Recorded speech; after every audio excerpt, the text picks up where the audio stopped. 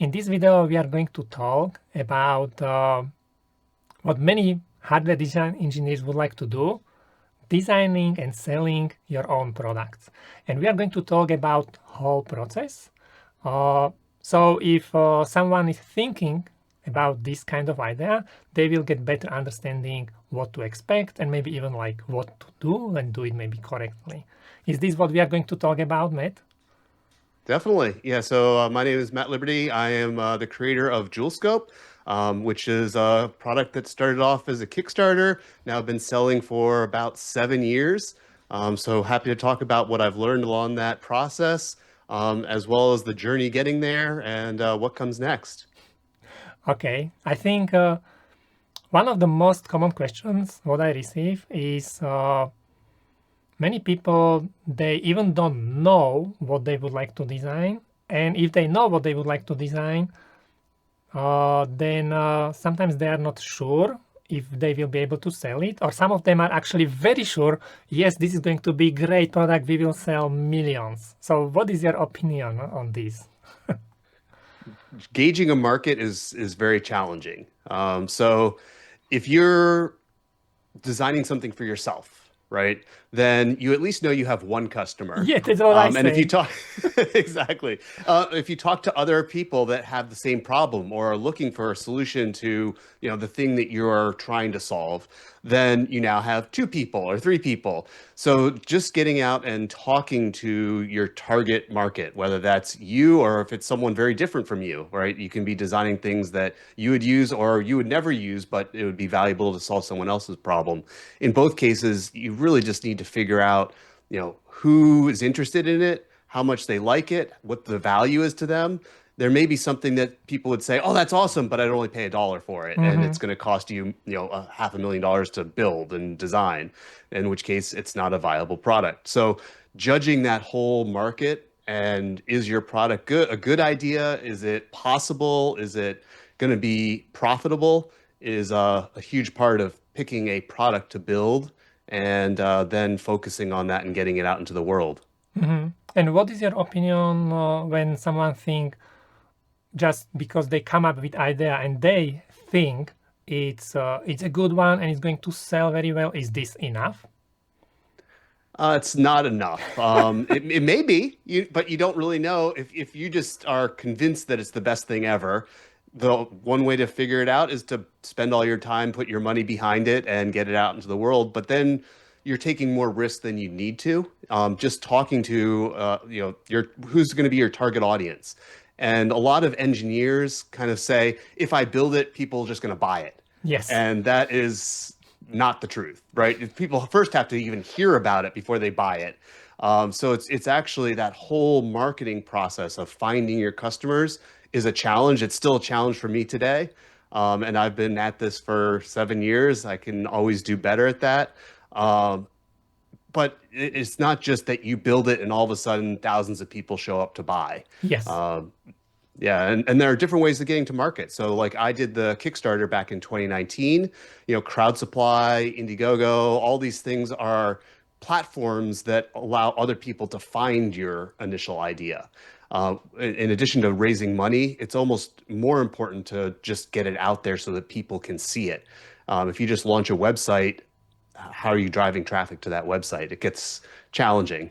Yeah, I have two points to this one. So first one is exactly what you mentioned, like uh, you just start your website and then what? Because this is exactly what happened to me. When I left my everyday job, my idea was I'm going to design a website and I'm going to make a lot of money on website. So I designed the website, made it public, and no one was coming.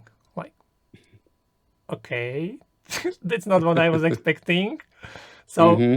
so my second thing, what I had in my mind when you were talking, is how was it in your case? So you mentioned you decided to go through Kickstarter to let people to know about this product, but even Kickstarter, I don't think it's so simple because you have to prepare you need to drive some people to your Kickstarter website, correct?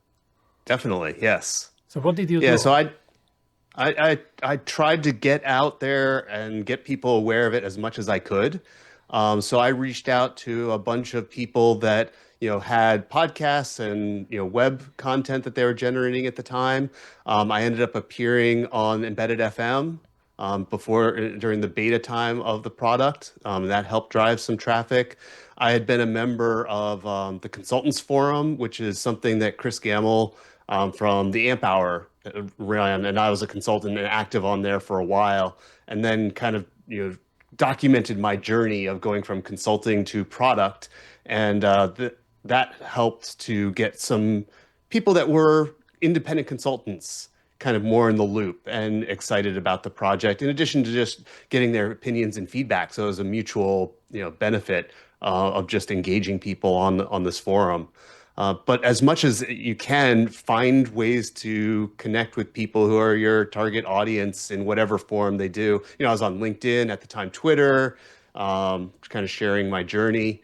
But it is definitely challenging to connect when you're a small, almost like for us, it was an individual trying to reach out to get connections to people that might be interested in buying your product, but you don't even know, when you're going to be selling initially, right? So you need to be generating this interest ahead of time, because if you wait until the very end, no one knows about it, and now you're just struggling to get people on board, like launching your website and then hoping people come up Yes, and join, right? exactly. You ideally want to get people interested and gauge that interest along the way. Could I have done better at that? For sure. But you just do the best you can, and you're not going to spend all your time on marketing if you're an engineer, but you do need to spend enough time on it. It is as much of a discipline as engineering, right? And a lot of engineers kind of forget that. They just, build and hope people show up, which is kind of the de facto engineering view of things. The product, if it's good enough, it's going to be the best seller out there. And that history has shown that that's definitely not the case. Yes, this is what actually I keep reminding people, because many people think it's about the product, but sometimes I tell them, like, I can basically design any board or any product, electronic product you want.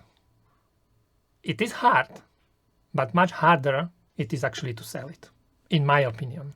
Then maybe a good salesman will come and he will say, for me, it's not problem to do marketing and sell it, but the good product, I can't.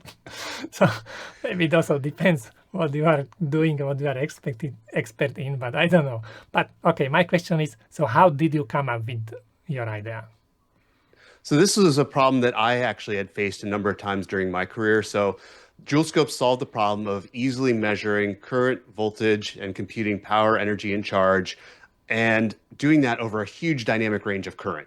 So modern microcontrollers, when they wake up, they consume, milliamps, amps, if they're doing RF transmissions, and then when they go to sleep, it's microamps. That huge dynamic range is hard to measure with any, traditional off-the-shelf equipment like a DMM or oscilloscope. DMMs don't have the fast switching, so your target typically browns out. Oscilloscopes don't have the dynamic range. So it was a problem that I'd had as a consultant, and even before that when I was an employee. And we never really had the budget, or it wasn't important enough to have the budget for some of the super expensive equipment that was available at the time. So I kind of got to a point in my career where I either, stop complaining about this or actually make it better.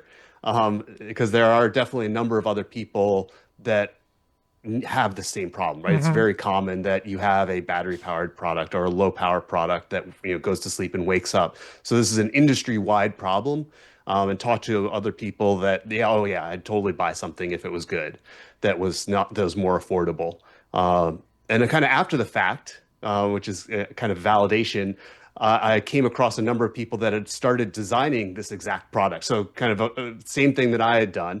And one of the competitors, formed in the same time that I was doing it. So that's kind of validation that it wasn't just a problem that I saw, it's a problem that the industry saw that you're solving. You don't want to be the only one solving a problem, because it probably means that no one has that problem You may except be for weird. yeah, exactly. So you want to solve a problem that a lot of people have, so you can actually build enough volume. Hardware business is all about, volume, and not we're low volume, but comparatively, but having a volume of one is very different from volumes of thousands, right? So you want to be enough so that you can get the cost benefit of having a market.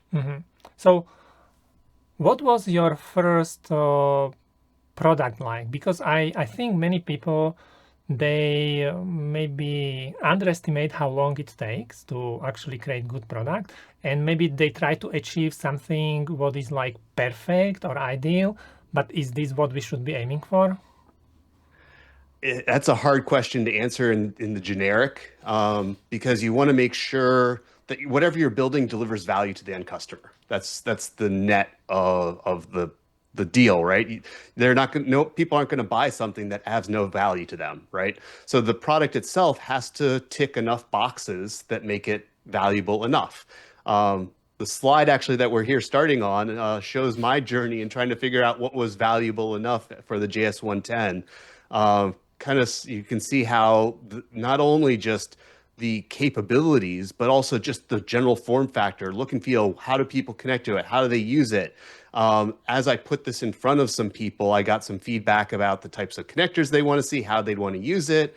So there was a huge evolution in what I viewed as the minimum viable product for this space. It was initially targeting something that was going to be even more affordable than the JS110 ended up being. But I found that that more affordable thing was not accurate enough. In order to really make it a kind of instrument that as an engineer you'd trust. And I wanted to be able to stand behind the actual measurements that were coming off of this instrument, as opposed to just saying, oh, it's close enough, it's good, trust me. So part of what the Joulescope was designed for was to have other people, like a calibration lab, verify the performance of the device. And that was important to me as an engineer. Even if people didn't get that certification, it means that even if you don't, you can trust the readings from the device because someone else has verified it other than the company that's producing it. So in this journey, oh, go ahead. No, go ahead. Yeah, so in this journey, kind of went from an instrument that was somewhat trustworthy, but not great. That was kind of these first ones to something that was much more. As I made this jump over here, it was much more of an instrument with isolation that was reliable and good, as opposed to some of the noisy stuff that I had initially.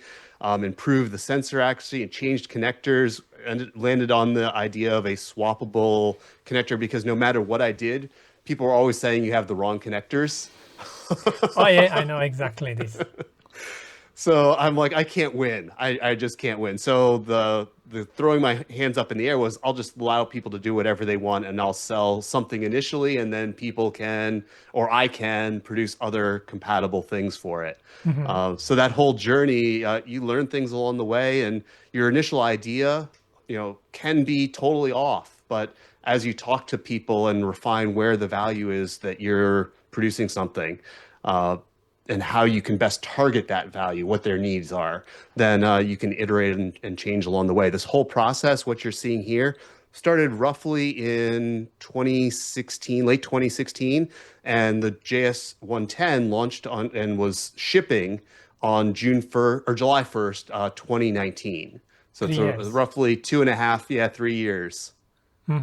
This is very important what you just mentioned, because I think one of the mistakes what people do, they try to do it like completely right on the first time, but I learned exactly same way as what you did. Like, you just have to design something, and when you are doing this, then you will learn some stuff which you didn't know before, and then suddenly you come up maybe with some new ways, new ideas, new improvements, and also it's much easier to iterate and making something better and better and better than because then you only do like small adjustments. It's not so much work. It's not like unsolvable problem because we are only focusing on very small, tiny problem. So it's doable. It's much better way to do it than trying to sit 2 years thinking about the most ideal product and spending half a year designing it. I don't think it works this way. Well, especially since the cost of acting versus the cost of thinking, that balance has shifted over time, right? So it used to be that designing a circuit board was a really expensive endeavor, building a circuit board was an expensive endeavor. You had minimum order quantities, just the process of building a circuit board was expensive. All of these ones that you see here, except for this one and these ones at the bottom, I designed and hand assembled. So some of these were done using PCB way. The purple ones are Osh Park. This was Macrofab, my initial hopeful beta that failed. Actually, so this ended up being the actual. Oh, sorry, over here, the blue one was the real beta unit that I sent to people. Um, so that whole process of designing, building, and assembling a circuit board is so much cheaper than it was, 20 years ago. So that cost of getting something that is real that you can experiment with and hold um, is much more feasible now than it was back then. So that balance between thinking and acting has shifted towards, get far enough and then just build something and have it because the cost is not that great. Exactly. This is exactly what I found out. Actually, now for like kind of cheap and simple project, I just design them as quickly as possible. I will check the schematic roughly, but I just send it to production, and if there is something wrong, I just redo it and do it and manufacture it again, because it is actually cheaper than trying to spending too much time thinking about this, and then you find out something else doesn't work anyway. So I completely agree. Now building the bot is not expensive. Okay, it's not $10 or I don't know. It may be hundreds of dollars for small boards. For bigger boards, it will be maybe a little bit more, but it's still much cheaper than when I was designing boards and it was 5,000. Yeah, and you have to be like pretty sure it's going to be good, because it took 1 month just to get PCBs, and then you paid 5,000 for the PCBs, and the whole process would take 2 months to redesign the board. Yeah, at one point in my career, at the beginning, I was working on telecom equipment with FPGAs that cost, $10,000. So just the cost of building a single board was not something you do lightly, right? It was enough that you as an engineer were trying to do your best and Yes. take that time to make sure it's right. Whereas, Joulescopes and a lot of things that you can build that are still very high precision quality instruments are now much more affordable as far as parts and much more affordable from an assembly cost. So I would like to clarify, these all the versions what we see on the picture, these are like versions of just one product. Like you had to go through Yep. all these steps. Yeah, it was a lot of iteration. You can see that over time, I played with the connectors, but what you can't easily see is there are definitely differences in how things are laid out, how they're connected, how the chips that I ended up selecting in order to do the analog side, the digital side, was mostly stable after somewhere in here. I think I'd selected the host side microcontroller. I kind of left that for later because I wanted to prove out much more of can I even make this measurement accurately and affordably? So all these initial ones were focused on accurate and affordable measurement, and the rest was just iterating to get to a final product that could be sold as something that people would find easy to use, easy to work with, and reliable, and something that looked like a finished product, not just a hobby project. Uh, okay, so now we have the idea. We know we have to design it. What are the next steps? What we need to think about? Can we just go maybe use your slides and we can go Sure. step by step? I'm just curious. So this is kind of the hardware design No, process you that can I go on the follow page too. I'm loosely. sorry, you can go because Oh, I think there is the oh, timeline, so oh, everyone know. sure. Yeah, yeah, yeah. Yeah. So this is kind of the timeline of designing Joulescope and what went into it. So you'd ask, where did I get this idea? It's something that I'd struggled with both as an employee and as a consultant. Over time, it did come up quite a bit. I use the multimeter trick a whole bunch of times, which means you put your device in different modes, that you force it into that mode and measure. So it's a very manual process every time you want to do it, which means, at least for me, I don't do it as often as I should. So by having an instrument that does this almost automatically, you just plug in, measure, and get back results. It's a huge win and would have been awesome for me in that time frame. But I started out as a consultant, founded my own consulting company in 2011, and kind of worked for a bunch of different customers, got things out there, and also as part of that saved up money to fund a product company. And that's really how I was able to take about 2 years and design Joulescope. Things were definitely tight during that time. I'd planned for about a year and a half rather than 2 years. So things got definitely tight on the financial side, but it was something that I'd always wanted to do, to launch my own product. So in February 2019, we started the Kickstarter campaign. And unlike some campaigns that you see on all the platforms, this was an almost done product, right? So there's some people that launch on Kickstarter saying, "Oh, I have a first prototype." And as we were just looking at, the first prototype Yes. still means you're a long way from potentially launching. So going back here, yeah, I had been working on this since 2016, 2017 in earnest. So it really been a long development cycle to get to that point. And I was pretty confident when it launched on Kickstarter that I was going to hit my date, which is very different from some campaigns. No, I'm going to We were interrupt able you. to, I'm going oh, to. sure. So, if I understand right, you were working on this full time, or you also kept doing the consulting? I definitely dialed back my consulting. There was a kind of a natural, as a consultant, you kind of have a cycle of customers, right? If you stop taking on new customers, you kind of have this natural drop off. So I'd stopped taking new customers in 2016. And over the course of really 2017, that fell quite significantly. By 2018, I was working on Joulescope more or less full time. I still had a few things that were kicking around.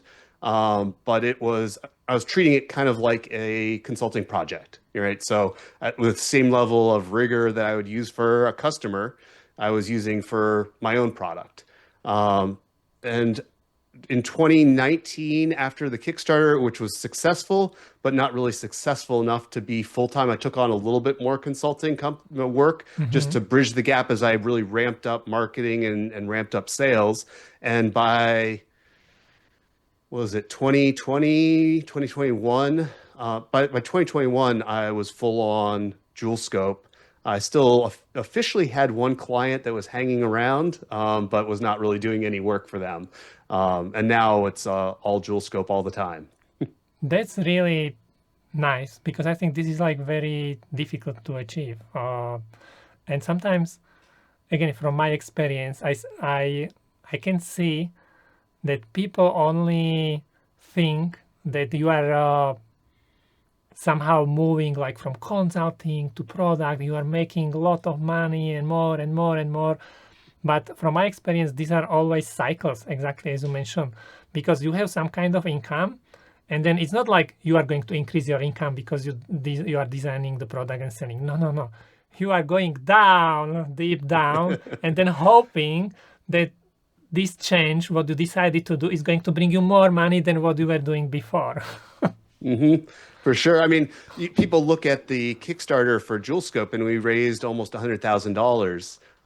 But that was only enough to build the lot of Joulescopes then plus a double lot. So I was basically, for the Kickstarter amount, I got one lot that I made no money on because I had to spend money. And the next lot is when I started making money. So as part of that, that was a rough time because I had to bridge that gap somehow. I could have taken a loan. I chose not to, and just figured out how to make it work. But financially, that was definitely a stressful time to bridge it. But knowing that I had a customer base that was loving the JS110, kind of made it easy to just wait and see and hold out to continue to do the marketing and push and make a great product and continue to improve the product after it launched, which is another part that people often forget about. Once you get something out there with Joulescope, there's a huge amount on the host side. The UI that you see back here, the scripting stuff, that all takes time. It's gotten a lot less now with AI Mhm. assistance perhaps. But back then it was all just continued work, and there's been a huge evolution and amount of time and money that we put into the UI, which is free and open source, but still very important to make the product work. Maybe we should mention like what exactly your product is doing, because I think we didn't explain. Yeah, we kind of jumped in. That's good. So the Joule scopes, I don't know. I think I left that slide out. We have another conversation that talks a lot more about what the Joule scope is, but the basic instrument is out there to measure current and voltage over a huge dynamic range, so that people can analyze their battery life, analyze their energy consumption of their product, mostly for engineers, either hardware, software, but also for people that are doing continuous integration or on the factory floor as they're producing products, so that they can know that their product is working just like they're designing it. Joulescopes have, as we saw on this slide, they have a USB interface to the host computer. They have sensor connections for voltage and current measurement. And then all that information ends up back on the host computer, where you can use scripting through Python, Node.js, or C, or our UI that we provide just out of the box, which can look like a multimeter, or we're viewing it in oscilloscope mode so you can see your changes over time. Mhm. So basically, this can help you to measure power consumptions from very low currents. This is what is very important. That's why battery powered, because you can measure like nanoamps. That's not like Mhm. very usual. And then up to, I think you mentioned 3 amps continuous, but up to maybe 10 amps peaks or something like this. Exactly. Yep. 3 amps sustained, 10 amps peak for 50 microsec or milliseconds, and 5 amps. We have a spec for the 5 amp too. I forget what it is, but it's a little bit longer, 100 Okay. or 150 Okay. So I milliseconds. think we can go back. So then after the Kickstarter, then miracle happened and you became millionaire, yeah? Right. Still working on that. But yeah, we launched the second generation JS220 in 2022. And now we're working on the third generation. So hopefully by the time people start hearing this, you'll be seeing our website updated with the JS320, which is going to be the end of June. I have a question. So, mm, how is it possible that you can keep improving the things which initially you think? Because also, when I'm designing something, I think I would like to design something what is really, really good. But then it looks like you just can keep improving, correct? Yeah, there's multiple ways that you can keep improving. So going back to this prototype phase, we obviously were improving through this whole thing.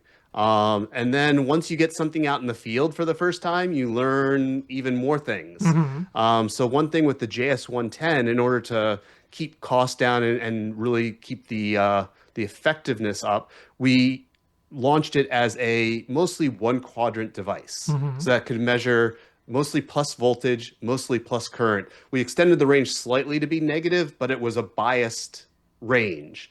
One thing that we found from that is that if you have a strong RF transmitter, which people were using right next to the instrument because that was their product, it would actually saturate on both sides. And because it's biased, it ends up shifting the actual measurement up because of that unbalanced nature of the measurement. When it was saturated, there was no way that energy has to go somewhere. It ends up being a DC offset that the instrument measures, no matter really what you do. Just because that signal is being chopped, there's no filtering, nothing you can do when you're saturating at your input to get rid of that bias. So that's something we learned. I kind of knew theoretically the problem with it, but to actually see people putting like a LoRaWAN radio right next to the JS110 and just seeing this happen almost instantly was definitely an experience. So Mm-hmm. there are ways of working around it. We provide guidance to some customers, with not making sure Joulescope was not part of your antenna, which people in their setups, it's really easy to have Joulescope close enough that it's part of your antenna. Um, Making sure that you have it a little bit separated away so you're not blasting, 30 dB right into the front end of Joulescope. So there was some things we provided guidance for, but that fundamental issue was just the nature of the JS110 design. So one of the things that we fixed with the JS220, it's now fully symmetric. So plus and minus. So even if you blast it, you'll still see an offset shift because it's not exactly symmetric, but it's much, much less than you had, like orders of magnitude less than with the JS110. So there are things that you learn in the field. There are also things that electronics are always improving. So we found new parts, new op amps, new ADCs that helped us better solve the problem, make better measurements. And some of those parts weren't available back when we designed the JS110. Okay, so that's why you just can keep improving the products, because you can get them some feedback, and also maybe new products are coming out, or new chips are coming out, so you can actually make your product better. Yeah, okay, Yeah. understand. What do you have next? So we have the So, timeline, then we talk yep. about hardware design process, yeah, but We have, yeah. So this is kind of the way that I focus. So I have, as an engineer, I focus on the hardware, the gateware for an FPGA, the firmware, the host software. So all of that. So the hardware is just one part of that. But from the hardware side, first you have to figure out what you're building, right? That's what we kind of talked about at the beginning, and then break that down into components. So finding the right components to address your needs is a whole part of the design process on its own. Um, Once you have that done, figuring out how to connect them together, so schematic, layout, and then for me, I hand assemble still today, just because it ends up being faster to iterate, even though it's a day of my time, it's also still cheaper. Um, and you learn a lot also, in my opinion, by hand assembling something. So when you hand assemble, you know exactly where things are.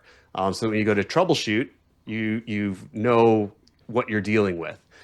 So there's a huge thing for being a hands-on, process. And part of that is I have the luxury of staying with, 0402 components, which is about the best that I can do for assembly. If you get much smaller, one it's more sneeze and your entire difficult. board's gone. I agree. Uh, Um, yeah, go ahead. I oh, have another question, but if you have something to say here, Oh, no. Then the process from there is test it, make it work. And when it doesn't work, keep reworking and figuring it out. So being able to hand rework boards. So when you mess up, which inevitably happens, being able to figure out how to fix that prototype enough so that you can learn something from it, and then iterate and continue the process until you end up with a design that is meeting all of your customers' potential needs. do you have some recommendations for useful tools when building these kind of prototypes by hand? Like, I don't know, oven, or I don't know. Yeah. Yeah, so I put some of those on here. So I tend to use this hot air rework station. It was something that I bought off of, I'm not even sure where I found it initially. I think it was on Amazon. But it's a relatively generic hot air rework station. It has a soldering iron that I no longer use, but it has an IR warming plate and then just a normal heat gun, so Oh, for so the for it hot air has rework. combination of both? Oh, I It didn't was know. just an IR. Yeah, the IR plate is just for preheating, like a Yes, normal rework station, not actually for reflow. yes. And I manually use the hot air gun, gun to rework things. Yeah, okay. Because then you can watch everything melt and make sure you get it right. And if something tombstones, you can instantly correct it with just tweezers, right there, not as a separate step. Whereas if you're in an oven and things go wrong, you really have no control. The downside of doing it the way that I do is that you're not following a great thermal profile for Yes. parts. So there's that benefit that you get from an oven. But I've been pretty lucky and fortunate with getting things to work first time with that process. So it's not the only way, but I'll order stencils from Osh Stencil with the solder that's on here. Manually apply that as just a frameless stencil by just taping it down. And there's been plenty of videos out there, I think that show that process. But it looks Um, simple, but I know when I tried this, sometimes or very often you can get also bridges. You have to figure out how to do it properly, correct? You can, yeah, and the first time you do it, you're going to have a lot more issues than later. So the original Joulescope, the JS110, was 0603 parts. Hmm. So with the JS220, I got confident enough to move to 0402s. And actually, 0402s are really no harder than 0603s. They're just harder to rework. Hmm. So you need a little bit better equipment. So I upgraded to the Metcal irons, which helped with that rework. Um, and you can see the picture over here, which is my custom fume hood that I built for the JS110 time. So just keep the solder stuff in there. You can also buy one of the solder sucker and air filter things, but they at the time were more than I wanted to spend. I was being a little cheap and just built this myself as a bench as well, right? So it's kind of the whole thing, so that I have a station. Hmm. So, what is your opinion? Sometimes I hear people they keep asking about IP protection and patenting and all this kind of stuff, and they would like to patent something they even haven't built yet, and they don't even know if they are going to sell it, and they are willing to spend money and time on this. So, what do you think about this IP protection? What people should keep in mind? So I have kind of a unique experience on IP. One of my patents from back when I was an employee was asserted in the ITC, the International Trade Commission in the US against Nintendo. So I went through the whole process of preparing for that. So writing up, getting the opinions set, then getting prepared for deposition, and I was actually on the stand for 2 hours. So that was kind of my unofficial IP law degree. Which was the whole experience. So with Joulescope, um, you can, if you develop something that is novel, then you can patent it. Now, if you're just putting an op amp to measure something in an ADC, that's been done 1,000 ways. That's not novel. There may be something novel about how you're doing that. How you're making the measurement. What your approach is that could be different from what's been done before. So any of those type of things that are different enough are patentable. In the US, you can actually file a provisional patent. So rather than spending all the money on a lawyer, you can gather up pretty much all your notes. If you can figure out how to write claims, that makes it even better. But really just describe exactly what you've invented in as clear a way as possible and just file that with the patent office. It costs like less than $100, I think, still. And that gets you a year. So that provisional holds, in the US at least, holds your date of invention. And then you have another year to apply for a full patent, and you can spend money. I actually found a lawyer through LegalZoom for both of my Joulescope patents. I have one patent that kind of applies to the JS110, another that applies to the JS220. And those take more time, they take more money. But you can find lawyers that are not egregiously expensive. I kind of have the benefit that I've read enough patents and know claims enough to put things together. So I write the whole body of my patent myself. And then the lawyer takes a stab and makes it, clears it up so that the legal structure has the right phrasing. But there's not a big mystery to writing a body of a patent. There's definitely a lot in the claims. So the way the claims are structured, as someone who's an engineer or business person, you want to leave that to lawyers. There's enough that I don't know as far as how those are going to hold up in court, that they have all the case history to build proper claims. Hmm. And from your experience, is it important to do it, or are there different ways what people can do without actually maybe going the way to patent the stuff? So there's really different ways of protecting what you do. One is to patent it, and part of patenting it, you teach. In the U.S., you get the exclusivity to that as part of the patent process, but after that, the patent is supposed to have enough information that anyone can do it. So that's the benefit of patent to you and to society. The other way is a trade secret, and instead of telling people about it, you keep it to yourself. And you hope that no one else discovers it, and you try to, if you're calling it a real trade secret, you actually have to take efforts to protect it in the US, so that people don't just come across this information, even if they're employees. It has to be protected information. And the other is just to not tell anyone and hope that no one finds out and no one reverse engineers it. On top of that, with hardware, though, reverse engineering has gotten so inexpensive. The X-ray pictures that I've seen, of everything, including the JS220, really give away a lot of the design. It's not that hard, or expensive anymore to completely tear down a circuit board. So if you're relying on just the awesomeness of your design to not give things away, you're not going to have probably a good experience. The other part is, where do you value your technology?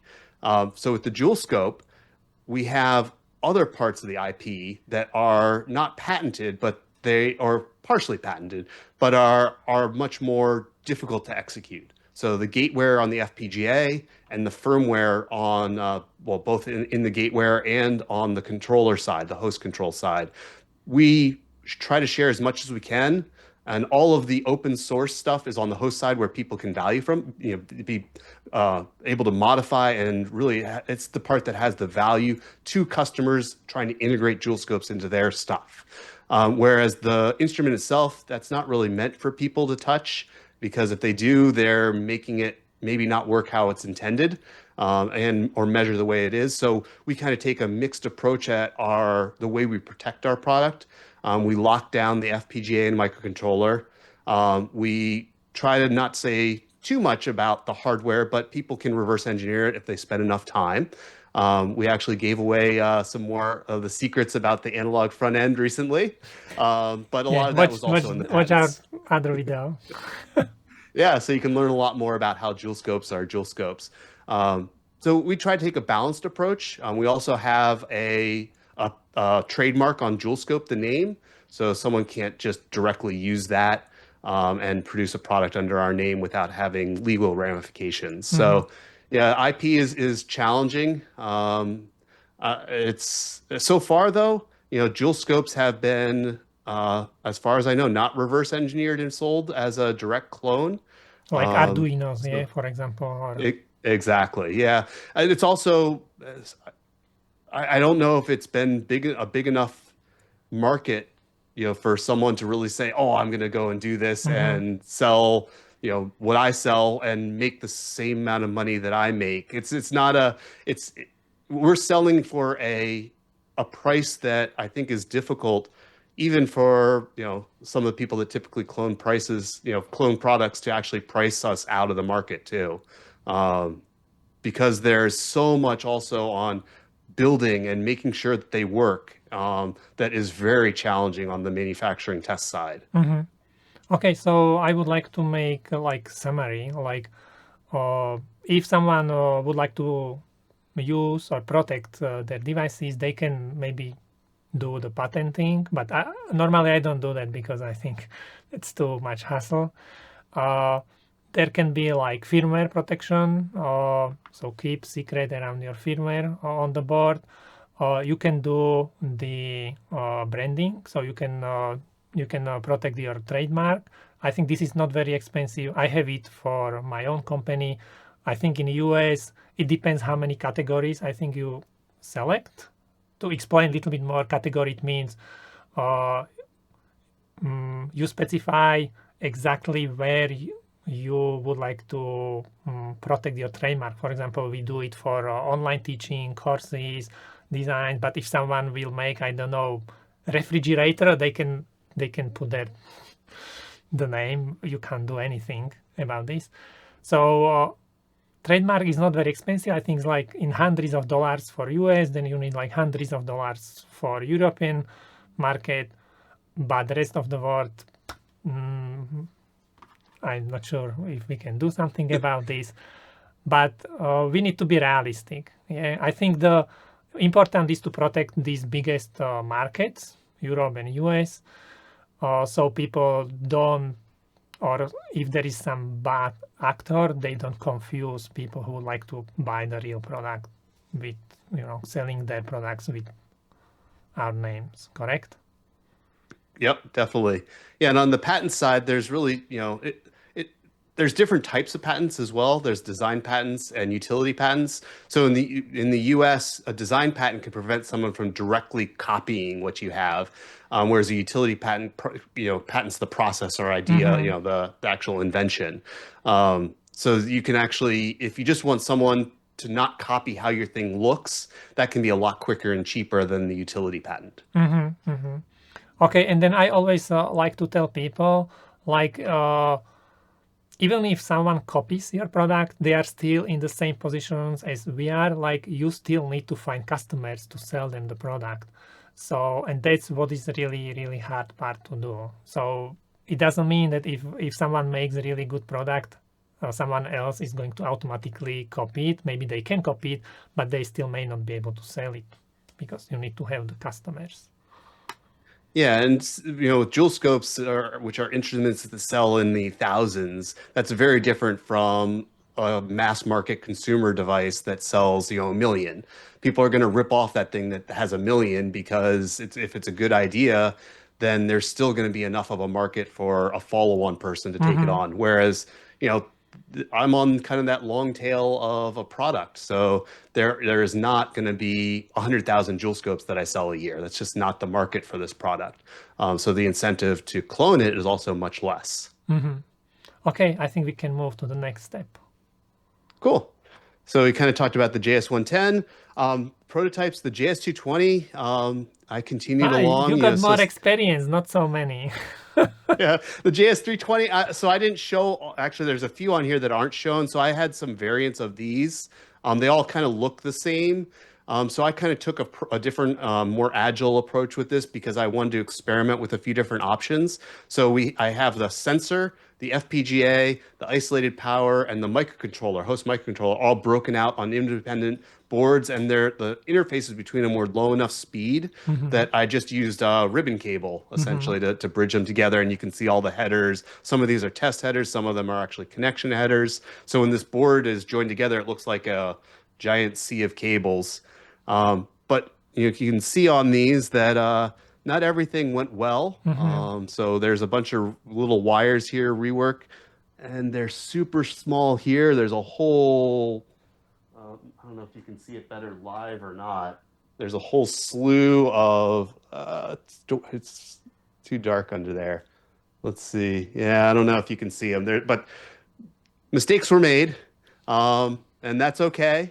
The process is to get to the final product, not necessarily make every prototype perfect. Mm-hmm. So if you're going through and doing this yourself, just plan on those iterations, and don't be too hard on yourself, but also work to make it right.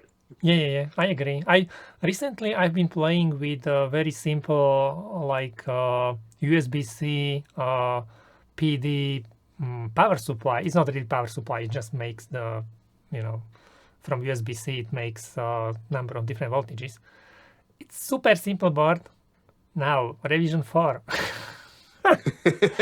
it's it's not like the first one would not work. It worked with some small mistakes, but then you always come up with something what could be improved. For example, the last improvement was like I used SOP chip because it was easy for hand soldering this kind of stuff. But then you find out it's hard to get it sometimes. So just use maybe QFN because it's much easier to buy. So even this kind of changes between different revisions are still improving the board.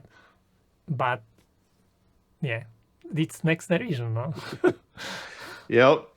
I mean, this one was really annoying. So I used the SOT23 pinout on a SOT323 package for an op amp. So oops, the actual pins are totally different in Mm-hmm. the arrangement. So same number of pins, same, it looks the same, it's just smaller, but the actual location of where, the op amp plus and minus and voltage, are all different. So that was that. You Oops. reminded me like one mistake what I did when I was starting with hardware design. Uh, if you remember, on very old x86 boards, there was like ROM. It was usually like square chip, and it was inside of socket. And the socket pin numbering didn't start from like top left corner. It starts from the middle. In the middle, there was pin number 1. Like, okay. They're just trying to mess you up. I don't know who come up with this idea. If I will find picture, I will put it here so people can, laugh a little bit. Yeah, I mean the whole process of designing hardware, it's with software you can get almost instant feedback with testing and you can have unit tests, you can have then run stuff on the hardware, assuming you have the hardware back, or even just development boards if you don't have real hardware yet. With hardware, there's really no way yet for really proving out your design. There's a bunch of AI tools that are all trying to come to make this easier. I'm not sure when we're going to get there, but for now, just building is the final proof that you did your job. But I like it. I like it playing with a real board and trying Mhm. to find out like why it doesn't work, and then you are like, oh, I know what the problem is. For sure. It works. It works. Okay, let's move to the next one. Cool. So this is jumping onto something different. How do you price your product? Oh, And this there's is really good one. two, Good one. yeah, there's really two sides to that because if you're a hardware engineer, a lot of hardware engineers look at this, the bill of materials, and then from there, that's the price. If I can build it, if I can buy the parts for, let's call it $50, I can sell it for $75 and make $25 profit, right? Right? Yeah, that's exactly Um, what I see. Yeah, yeah, the reality is very, very different from that. So I wanted to just put down all the things I could think of, and I'm sure I've missed some that go into pricing your product because it's a lot more than that. And I've seen way too many people that end up with expensive hobbies rather than businesses. yeah. So if you don't price your product enough, you're not paying yourself, and you may be able to build it but you might not be able to do all these other things that are really part of a sustaining business that if you want to live this, so I've been doing Joulescope now 7 years. If I didn't price right, I wouldn't be able to be, paying myself to continue doing all the things that, I want to do, like have kids go to college, Yeah. which is expensive in the US. So all these things that you have as a business go into your product cost. So just take a look at that. Obviously, upfront, your development costs. So you want to pay yourself, or if you have to pay other people to do the engineering as well. So you may be working with a software engineer or mechanical engineers to help build the product, and you want to pay them to get their work. Also, don't forget manufacturing. So a lot of engineers, when they're thinking about a product, they're thinking about building a prototype. When you go to production, you need to make sure that every single one coming off the line works. If you don't do that, then you have increased replacement costs. So people get product in the field that doesn't work, and that is probably the fastest way to go broke because the cost of warranty replacement, which we'll talk about in a moment, is very expensive. Because not only do you have a bad unit that is, in the field, you now have to get it back and replace it. If you're selling internationally, that can be, a huge Yeah. hit on shipping. Um, you have to pay for your equipment, whatever you need to develop. So test equipment back here has to be paid for somehow. Um, Compliance testing is extra work, and any of the certification. So the EU is coming out with the CRA, the Cyber Resilience Act, which is extra paperwork, and at minimum, it may be a lot more extra work for your product that you have to do in order to document it. Um, then moving over to the build cost, obviously bill of materials, I think that's what most people see, but there's also inventory costs. So if you're building something over time, you are purchasing parts, they're sitting on a shelf, and then you're using them. Well, from the time they're sitting on the shelf to the time you use them, have a cost associated with that is real money that is tied up in your inventory. And if you don't figure out how to pay for that upfront, then you might not be able to build. So before the whole pandemic shortages, I was doing turnkey assembly, which means then when I wanted to build something, I'd go to my contract manufacturer and say, build, 500, let's say. And they would go off and order parts for that. When I told them to start, as long as it took to get those parts in is how long I had to wait. And then they would build the boards and I'd get them back. So I didn't have to do anything as far as inventorying. Once the component shortages started, lead times crept up to 26 months, 52, or sorry, 26 weeks, 52 weeks, 2 years for some things, enough so that I could no longer build the JS110 actually. So the JS220 was designed of parts I could get at the time before things got really bad, and I had to order ahead of time, risk buy before I even had the product done. So there I had a huge amount of inventory costs that because the JS110 had done well enough, I could actually afford to do. Um, but it was painful. So that inventory cost now I can work with my suppliers and try to manage deliveries over time.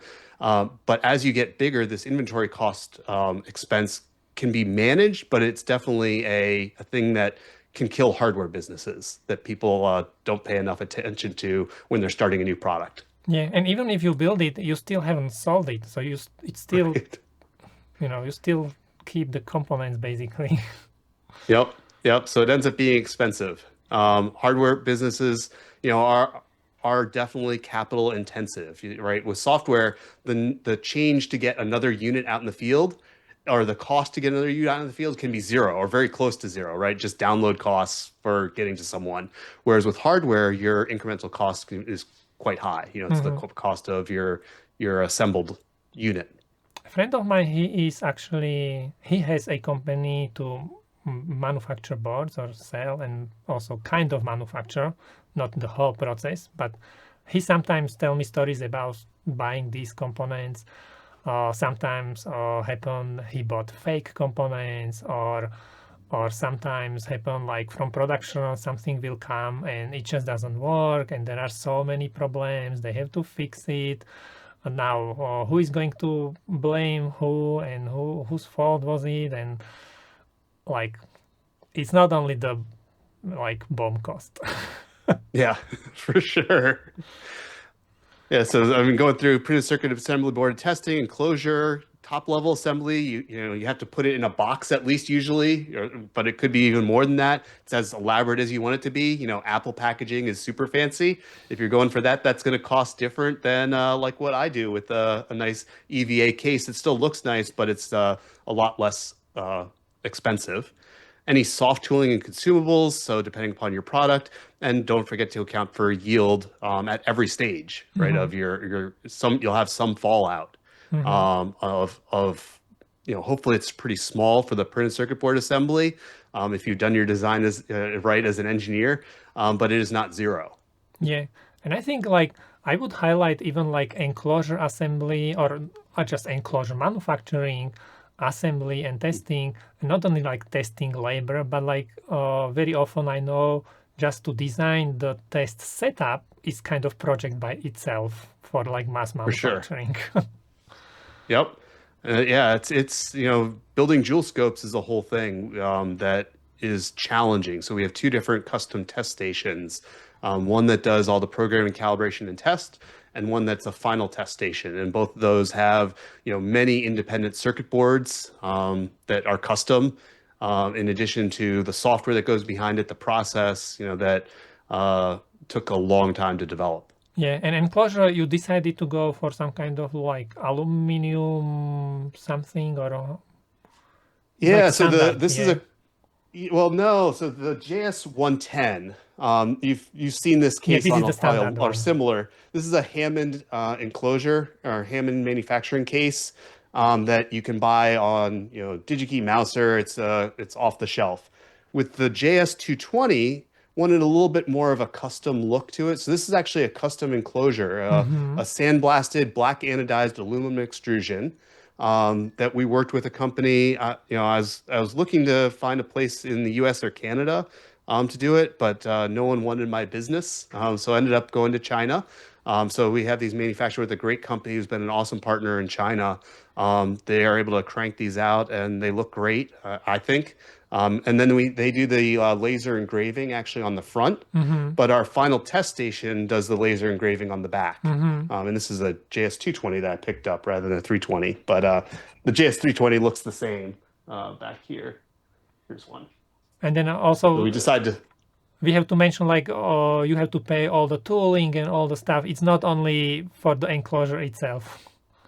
Setup right. Yeah. fees or And they're not too bad actually for those. We also have the rubber bumpers or Mhm. I silicone noticed that. bumpers Yeah, on yeah, yeah. here. Yeah. So it gives it a nice non-skid. It sits on the table really nicely because of that. But those are also custom designed and manufactured. And this is what makes difference between product and like hobby project or something like that. Correct? Yep, definitely. And we didn't go crazy on product packaging or enclosure design. There are some people that spend a ton of money. A company that I'm a fan of, Salier Logic, they recently announced their MSO, and they just by looking at it, they spent a lot of time on the design of that product. From a industrial design perspective, from a mechanical engineering, just the heat management. The Joulescope enclosure is just a simple extrusion, which means that the way they make it is they just squeeze, somewhat pressurized heated aluminum is what it, because it ends up heating because of the pressurization out of a mold, and then they just cut it to length and Yes. then go through the anodizing process, as well sandblasting and anodizing to make the finish. But that's a much cheaper, more affordable process than custom milling an enclosure design. Things like the Apple cases are all, machined magnesium or, different materials. So we went for something that was much more affordable, but still looked really Mhm. nice. I hope we didn't scare anyone who is trying to build a product now. And we are still No, in I mean, half so half.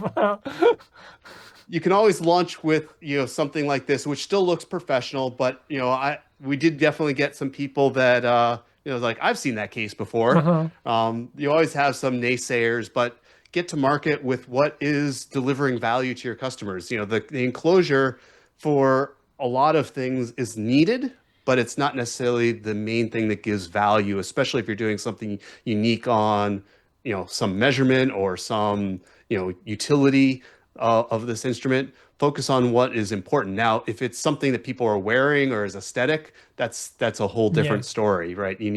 That's a critical part of the product. But if you're making something more for engineers, start with what matters. Mm. Okay, though. So channel cost. What is channel cost? So this is a cost from getting from the manufactured unit to your customer. So you can have different channels. So with Joulescope, we sell at the Joulescope store, Mm-hmm. for example. And that's different from when you buy from one of our distributors. So we have distributors all over the world. When you buy from them, we ship to them, and then they have other expenses that they take on. But when you have a channel, you have warehousing costs. So at some place, when you have enough units, they have to go somewhere. Then you have the fulfillment cost, which is the expense from getting them from your warehouse or where you store them to either your distributor or the end customer if you're shipping direct. You then have shipping costs, which include tariffs and loss. So we've been pretty fortunate in that most Joulescopes make it, but you do lose one every now and again in shipping. They disappear. You have no idea where they go. So you Mm-hmm. can either get insurance for everything, which ends up being very expensive, or just self-insure. So if you ship enough, it's much cheaper to say, we lost one. That's part of the cost of doing business. Mm-hmm. And there's very little that, and I'll talk about this in a moment, that you can't fix with sufficient margin. So if you make enough money, losing one Joulescope in our case doesn't matter. I mean, we don't want to lose a Joulescope, but it's not going to materially affect the business. If you're operating on razor thin margins, losing one and trying to make that right could be a huge part of your profit for that time. Mm-hmm. Uh, so the other side, that people definitely do not leave enough money for, when they're hardware engineers, is distributor margin. Can we So be more if you want, specific? Yeah, because I think people they don't have idea how much it can cost. I think these are usually like in percent or something. yeah, so you can actually look at this, and I put both terms here, either margin or markup. They're Mm-hmm. kind of the equal and opposite. So markup, so if I have a product that sells for $100, markup is how much I allow my distributor to increase that percentage. So 50% markup means that instead of selling I sell it to them for 100 and they sell it to the customer for 150. A 100% markup is I sell it to them for $100, they sell it for 200. From the opposite perspective, margin is how much the distributor makes between that. So if it's $150 that they sell it for, they have a 30-ish% margin if they bought it for $100. So it's the opposite of, that 50%, Mm-hmm. roughly. That's 43%, I think, is the 50% markup. Sorry, 30% margin. So what are And normal likewise, numbers? 40%, 50%? That's what they want? so it depends upon your distributor and your product, and it varies over industries. So what you do with what Amazon is going to charge is different from a small boutique retailer. Approximately. It's not 1%, Yeah. yeah. Yeah, I mean, so if you're doing a technical thing for engineers and you want to do budgeting, doing a roughly 50% markup is not, is actually not quite enough um, to think about. So if you want to make sure you have enough wiggle room, right, from a budgetary perspective, now you may find that your channel only needs 43% markup, or 30% markup is pretty low. That would mean you have a distributor that's just shipping things through. Um, so if you have much more of a value added type of distributor, they typically want more money because they have more costs, Mm-hmm. right? So it all depends upon your channel, your market, your product, the actual place where they are. So I don't have any great guidance, but if you budget for a 50% markup, you'll be pretty good at hitting most things, Mm-hmm. most target things for a technical product, not necessarily retail store. So Mm-hmm. if you're going for a real retail store, I don't have a lot of experience there, but a lot of them want 100% markup. Like Walmart, yeah, or something like that. Well, Okay. So they're different because they move so much volume. But if you're doing like a mom and pop store, or some smaller, or even like the big box retailers when they were still around, they wanted more on the 100% markup side. Mm-hmm. Mm-hmm. So we had a product that we sold through Best Buy when it was still a thing, and they were looking at for more. This is me as an employee. They wanted significant markup, but then they also charge for any type of promotion, any type of Yeah. advertising. If you wanted end cap, that's more. So there's a lot of fees that you can end up incurring other than just being present in the store when you did retail. Yeah. If you would like to have it in eye level shelves, not Yep. not just in the bottom ones, then you pay extra. Yeah. Yeah. Uh, It's okay. crazy. So when we are talking about this, so if we count the build cost, like all the materials, BOM, PCB, manufacturing, enclosure, just like how much it cost, what could be kind of what kind of level of selling price we should be thinking about? Because sometimes people say, I don't know, 200%, 400%, or I have no idea. Give some numbers. So you kind of go through all of this stuff. So I have a spreadsheet that does all of this. So Oh, that's kind of where I'm not going to show, okay. unfortunately, but that's how I run my business, right? Mm-hmm. So that spreadsheet, is very interesting. Would be very interesting to a lot of people, but unfortunately, I'm not comfortable sharing that.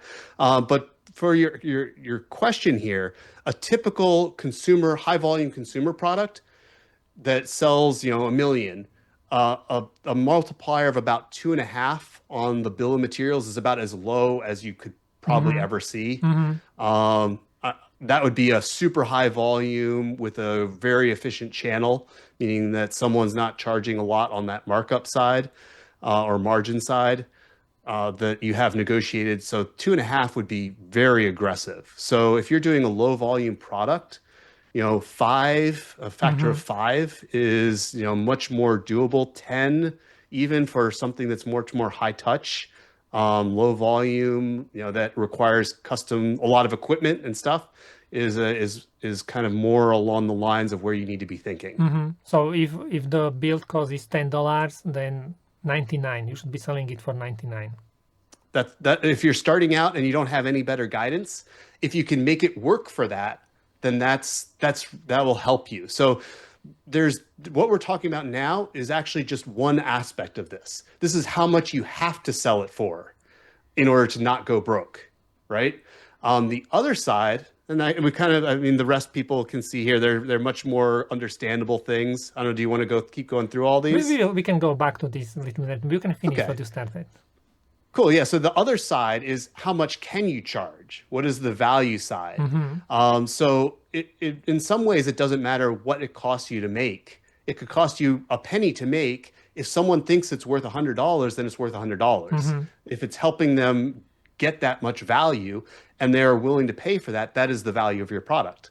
And a lot of engineers have an issue with that because it's not how much it costs to make. It's delivering the value that people want. And as long as you can ensure that your product continues to deliver, if you charge an egregious amount, then someone is going to come in and take, a competitor approach and introduce some competitive product that will, compete with yours. So if you don't want to encourage people to compete, you want to price fairly, but not so fair that you drive yourself out of business. Mm-hmm. There's also something that is a theory that I think a lot of engineers that I've talked about aren't familiar with. It's just price elasticity. And I think growing up, a lot of us, heard about supply and demand curves. This is just a different way of kind of looking at that. So if you increase your product by a certain price, so if you increase your product by $1, what is the change in quantity? So if it's $100 price that you increase it by $1, does your volume drop by more than 1%? Yeah. So if it drops by more than 1%, then you have an elastic product that has to, you have a curve at some point where you'll reach Yes. a maximum. It's tricky. Where Yeah, if it's yeah. less than that, so some things like durable products, so food, gas as we've seen, gasoline, people will continue to buy even if the price goes up, and they'll actually be spending more money and not dropping off their consumption Yes. as much. So that's this value has like a zero point 0.8 value for things like gasoline, whereas products like Joulescope will have anywhere from 1.1 to kind of 1.8 typically. So there's a way of actually figuring out kind of your optimal pricing if you can do this. We've kind of gotten a little bit of feel with this because we did go through a price change at one point. The JS110 was $799 and we increased that price to $999 because we had to due to a lot of price increases, the inflation that happened during supply chain Mm-hmm. shortages. So we kind of got a sense of what this number was as part of that, although things were really weird at that time. But different products will have, and different markets will have different values for this. But this over time allows you to try to reach your estimated, best value pricing Mm-hmm. So if you basically, want. when people start selling, they may want to try different kind of prices, and then they will find out the most optimum, like when they make the most money, because the profit is basically sales multiplied by the price, and if the sales can be high, even if price is lower, then they still can make more money than before, or the other way around. They can make it more expensive, sell a little bit less, but maybe they still can make more money than before. Yep. And the other part of this equation is that the cost of making things also varies with volume, Mm-hmm. right? So it makes it a little bit more complicated because really your profit is your as built cost, or depending upon how you view things, cost of goods sold, and that difference between that and what you end up selling it to people for. Mm-hmm. So it's not the whole sales price. And that's what makes this curve very interesting because if you increase your actual dollars that you sell it for by 10%, that's hugely different from your earnings perspective because your cost doesn't change at all, really, right? Yes. So you're increasing that marginal part, and that math, the way that if we go back to all these things that factor in, they eat into that cost. But then if you increase it just by a little bit, that's the pure profit side. So that equation typically has like a peak and then it falls off like not quite a parabola, but it's a dome shape like that. Yeah.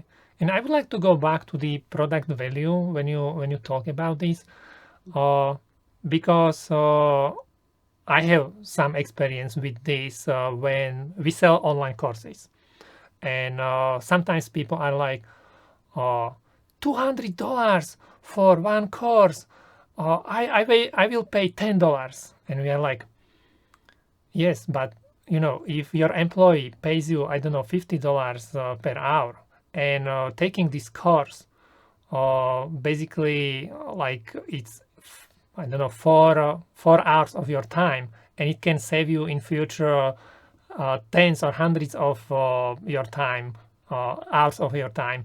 Then it's going to be really good value for your employee. You can uh, be thinking like you need $10, or it's very similar. Like if taking this course can get you better job with better salary, then paying $200 is not so much money. If you can make every month, I don't know, $200 more or something like this. Some people they don't realize uh, value of the product, real value of the product. Yeah, I've definitely experienced that. So someone on the internet will think your price is outrageous and be irrationally vocal about it. That's okay. They're not your customer. Yeah. Right? I've dealt with this, and it is so weird that some people get very upset about how expensive something is. They may really want it, but they can't afford it, or it's not the right value for them. But they'll be very vocal, and that's hard as a creator of a product to see because you want people to be using your product and get value out of it. But unfortunately, you know, you also still have to be in business next year. It's I know even for my like free YouTube videos, I make tutorials on YouTube, and by the end of the tutorial, I always order the board. So people who are following the tutorial, they can order the board, and one of them was like ESP32 board. And when I was ordering the board, I think it was maybe like $150.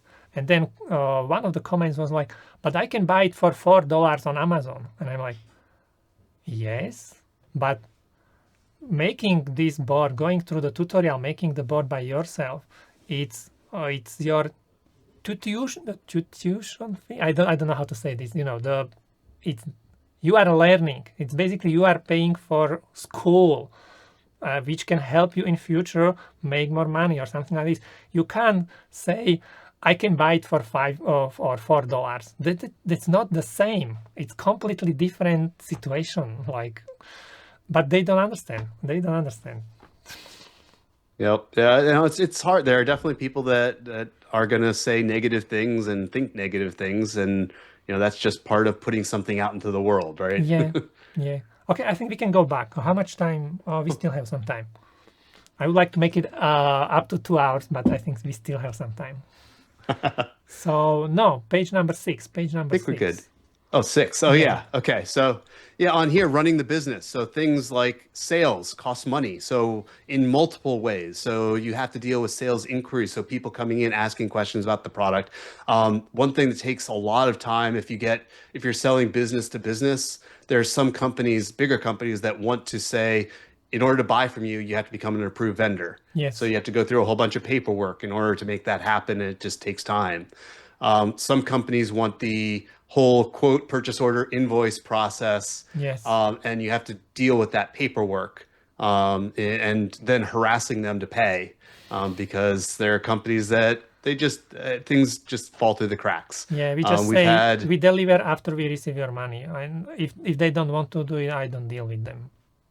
well, we have customers that's the only way they will order, Yeah, I and know. they're big enough. Some companies they they can't even order some because they have some rules. But Mhm. I always say you can pay anytime you want. You can pay anytime you want, but we only send it after we receive the money. Yeah, yeah. Because they No, always we ask, do. yeah, they always say, I'm sorry. They always ask, can we pay after 3 months? Yeah, you can pay. Definitely pay after 3 months. I don't have any problem with this. Yeah, it's interesting. We have one of our customers that does net terms, and they are bold enough to say, "We'll pay you today for if you take a 10% discount." So they're using our own money, against us. So yeah, the whole big company world is different on the financing side than little companies. Um, but yeah, you have to just if you want to be in that type of sales, then you either work with a distributor that already has it, or you sell yourself. And we have distributors that a lot of companies go to, like Mm-hmm. DigiKey, for example, sells a lot to, or they're approved vendor for everyone in the Mm-hmm. electronics industry. So there are some companies that just will buy from them and not worry about this. Mm-hmm. Whereas we have other companies that would rather buy from us direct, and that's great. And we will go through that process to make it happen if they need it. Yeah. But it's cost, right? Yes. Customer support. Yes. You have to not only today, but in the future, provide support. So this is an additional thing. So people will have issues with your product. Products will break in the field. If you have enough of anything, it's not good or bad products. Some of them may be things that were manufacturing defects. Some of them, someone may have just destroyed, which has happened with Joulescopes. And you just have to figure out how to deal with that customer and engage them and spend the time to make sure that they end up coming away as a happy customer. But it's a cost. It's time. All your legal, accounting, insurance, marketing, which ends up falling in a lot of different buckets. You have to actually create content. You have to then run ads if you're doing things like Google Ads, trade shows, which we do. So trying to just do things to get your product out. Not everything's going to be effective. Some things may not generate any business, but with Joulescope, for example, we can't tell that well because the sales cycle for Joulescope, it can be quite long, right? Yeah. Someone learns about Joulescope, doesn't have that problem today or had it 3 months ago, and when they next have it, they're going to come buy a Joulescope. Yeah. But it's hard to correlate that. I'm Yeah. sure it's similar with some of the It's training. exactly same for us. You don't know actually. There is no direct correlation between sales and marketing. Like it's extremely hard to say what worked. Yep. And we've done things like offer codes for purchasing, but they really haven't been that effective at tracing, sources. Mm-hmm. Um, Yeah, when you're selling fees. real, oh, yeah, yeah, credit card fees, bank fees, net terms, it costs you money. It's money you don't have that someone else does. But the credit card fees, basic processing with Shopify right now is what, 2.9% or something? PayPal we use like 5% because Yep. it's maybe 2.5 or something, but then here is something, there is something, and then it's not 2.5 because you need to pay Mhm. when they pay you, then when you take it out, when you do, I don't know, exchange. No, it's not 2.5%. Yeah, yeah. I mean, all these things add up. You have to pay for your office space, simple things like salaries, health insurance, employment taxes. Somehow you have to be paying yourself and anyone that does work on your products. And anytime someone's spending money, or their time on your product, they're someone you have to pay. And whether it's your contract manufacturers through your build costs or sales and marketing support, legal support, taxes, all these things tend to add up and they all have to be supported by your product. Yeah, And on top of that, you have things that by just putting a product out into the world today, your costs don't end, right? You have obligations going into the future. And with some of the things with Europe right now, the CRA, the Cyber Resilience Act, you're obligated now, as of the end of this year, to provide 5 years of software updates for security oh, I didn't purposes. know this. It's something new. I Yeah. need I need to make video on this topic. Yes, there's going to be a lot of people I think that are going to be totally taken by surprise, even big companies. I mean, it's been out I think for a few years. The initial comments have been a year now, or for the finalization of it, somewhere in there. But it's going into preliminary enforcement, or it's like a phase thing. September is the first date, and then 2027, I think, is the full enforcement.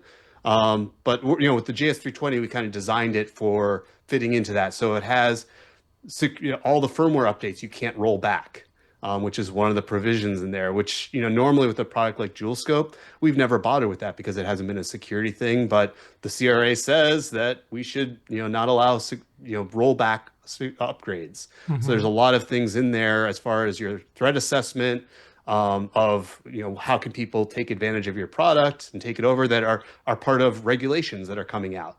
And if you put a product into the market you have to continue to meet whatever regulations are added to the market. So there's an ongoing liability just putting things out there in the world. You have to continue to pay taxes, obviously. You have unexpected events, which we just have gone through a couple supply chain shortages. It looks like a supply chain shortage, hopefully not as bad, is coming. So there are challenges that you have to go through in order to keep selling your product. Eventually, your product will reach end of life. That has a cost associated with it. You're going to inevitably have some inventory of at least components left over, unless you plan things exactly right. Yeah. It just doesn't happen. You may have units that just the sales drop off so far, or you have net loss of product that's actually out there that you have to plan for. So like the transition from the JS220 to the JS320, we're hopefully going to be running exactly out of inventory the day that we start the 320 sale. I think it's going to be before that, which means we're going to be out of stock, which is not the worst of things. But you have to plan for that at the end of the product life. And then obviously your profit margin has to come into this, which is not as much of an obligation as a future note to yourself to continue making money. As prices creep up, as they do with inflation, you have to keep on top of this so that your product continues to make money over its life cycle. Yeah. Okay, let's move to the next. How many we still have? Oh, well, a few here. We need to be faster. I'm sorry, I have too many questions because this is No, a it's very good. interesting topic for me. Because I think it's very important to talk about this because many people, if they don't have experience in these areas, they can get kind of trapped, and it's not really necessary. They should know about all these things and maybe plan ahead or calculate a little bit ahead. And one thing is, I'm going through a lot of stuff here. There, you don't have to know all of this, but the biggest thing is to know what you don't know. Yeah, I mean, people dive in, like you're saying, and they just don't know what they don't know, which is you end up making decisions based upon presuming to know everything. But when it comes down to it, there's so much that you may not have experience with. And my goal with a lot of this is just to make sure that new young entrepreneurs, people launching products, do it and are successful and are able to bring awesome things into the world. So even if you don't know every single thing on here, you're going to learn a lot of that over time, like I have, and just keep at it. And the biggest thing though is to make sure that you see the problems where your business could fail, see the hazards before they end up eliminating your business. yeah, yeah. Okay, so product pricing. We talked a little bit about this. Yep. Yeah. So the thing that hardware engineers, the BOM is visible, but the whole cost for the business is typically a lot more. The biggest thing to take away is it's hard to have too much margin, right? If you have enough margin, you can do things like an unhappy customer, send them a new one, right? You don't have to ask a lot of questions. You don't have to harass them. If you don't have enough margin, that becomes much harder. Yes.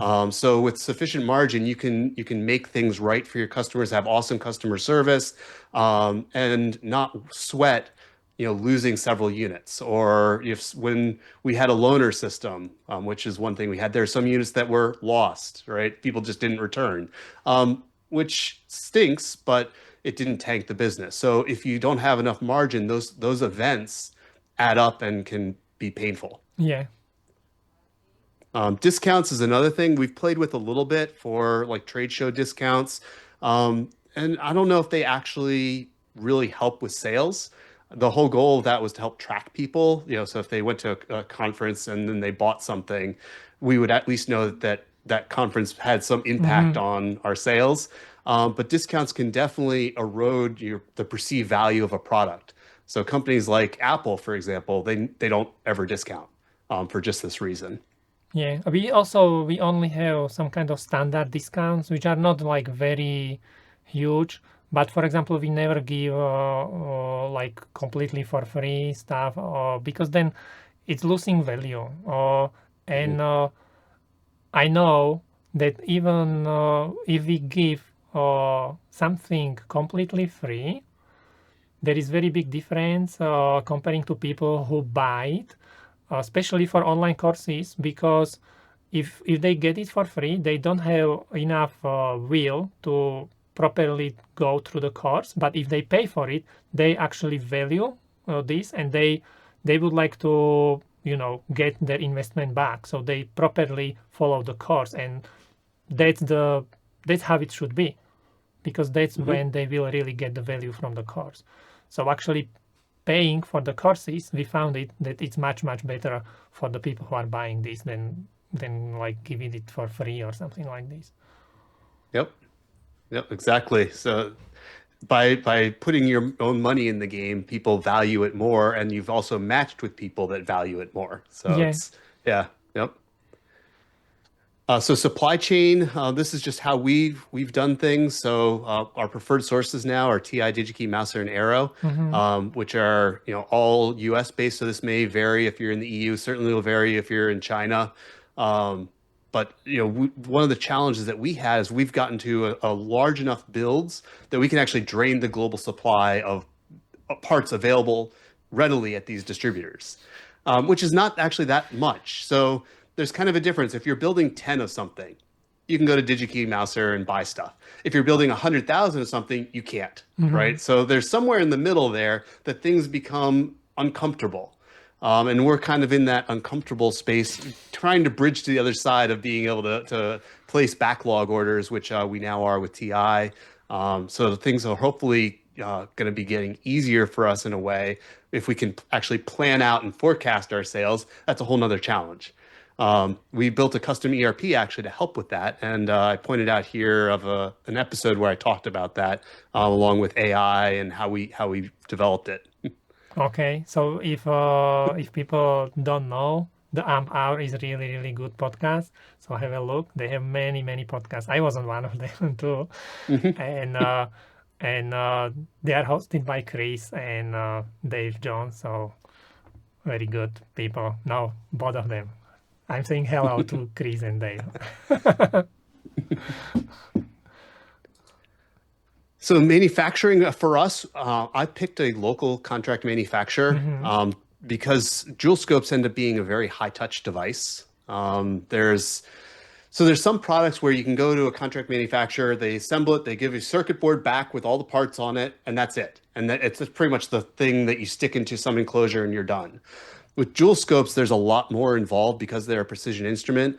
They have to be very thoroughly cleaned, which is one thing. So even small amounts of residue can cause leakage currents that nanoamps find a way. So when you're dealing with nanoamps, you have a different challenge than with microamps, which is a different challenge than with milliamps as far as where your leakages go. For us, that cleaning is very important, and they have a great setup for that. We then have custom stations. We have one that is on the bare board, and then one that is after the enclosure assembly, and then put them into carry cases and ship. And we do this from a place that is about 15 minutes from where I live, which means that anytime something goes wrong, I can be on site. They don't have to stop the line for very long. And that has saved me a lot of pain and agony.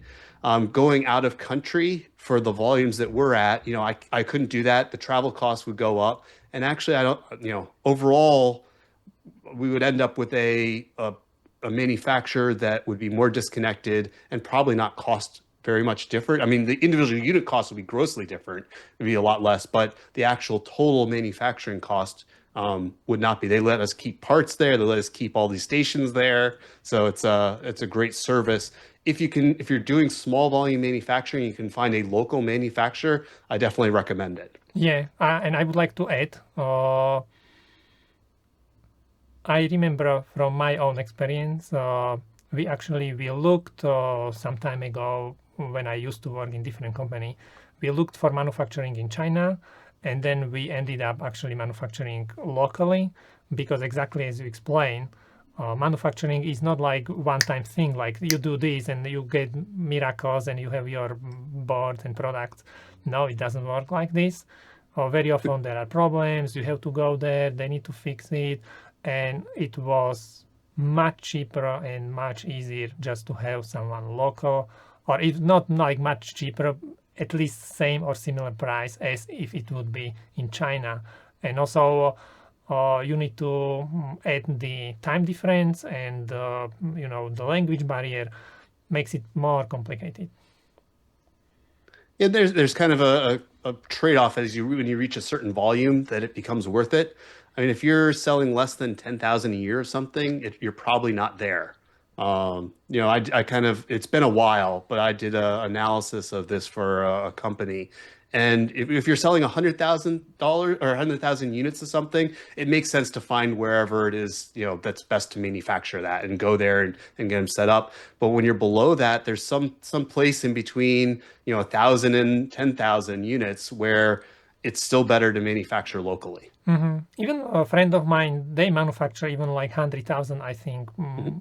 and they still do it locally because there are also things like we were talking about IP, for example. So maybe they manufacture PCB in China, but if they do the assembly by locally, so these are like two completely different companies, so they have some kind of control over the IP. It Mhm. it's not saying someone can't really copy if they want, but it makes it harder. If you send uh, all the PCB and assembly and everything to one company, you need to really trust this company. Mhm. Yep, for sure. That's my thought. I don't know if it's true, but I would be careful sending my, everything to one company. Yeah, especially, and there are ways now that some of the microcontroller manufacturers are trying to help so that they can't build unauthorized versions by having secure elements essentially inside the microcontroller so that Mm-hmm. you can provision them at the factory with zero trust. The microcontroller that I'm using for the JS320 actually has that built feature in it. I'm not using it because I trust my manufacturer and it doesn't quite work the way I would like it to. But if I was manufacturing in China, I definitely want something like that or have a manufacturing line if you're big enough, that you own that's there. But that's a whole different scale than where I'm at. Mm-hmm. I don't want to say something like in China all the factories are going to copy or spread something. I think it can be very easy applied also on other countries.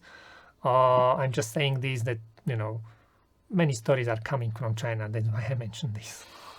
Yep. Yeah, no, that is fair. I deal with a lot of great suppliers that are in China that Yeah, provide parts for Joulescope. So no, I have no issue, and really, they do a great. The people that I've worked with have done a great job in yeah, same delivering for those me. I components for know Joulescope. I know many companies there and great people. So we can't put everyone into one bag. Mhm. That's how the saying goes, correct? I don't know. Okay, so what do we have So next? marketing, so we're kind of moving up the chain. Marketing. So you manufacture something, you have something to sell. We talked a little bit about marketing at the beginning. So this is kind of what Jewel Scopes have done. So word of mouth, just making happy customers that are really enthusiastic about your product, especially with social media. If people can, if you make them happy enough that they're willing to share, that's a huge way of getting people to know about things. But it's really hard to control, right? You're relying on something outside of your control. And there are people companies that say, we'll give you some discount or something if you spread things by word of mouth. That's not something, that I feel is valuable for us. We would much rather just have happy customers for happy customers' sake. Mm-hmm. We've also gone to trade shows. We're going to two this year, Embedded World North America, which is in September in California, and PCB Carolina, which is about 5 hours drive from me. So those are the two this year. Google Ads, we Does it still continue to do work? it. Does it still work? I, I don't know. Now with AI prompts, the AI responses up above. I don't know. So we continue to do it. I may have some. I'm going to definitely do it through the JS320 launch. I may do an experiment and dial it back for a few months and see if it has any effect at all.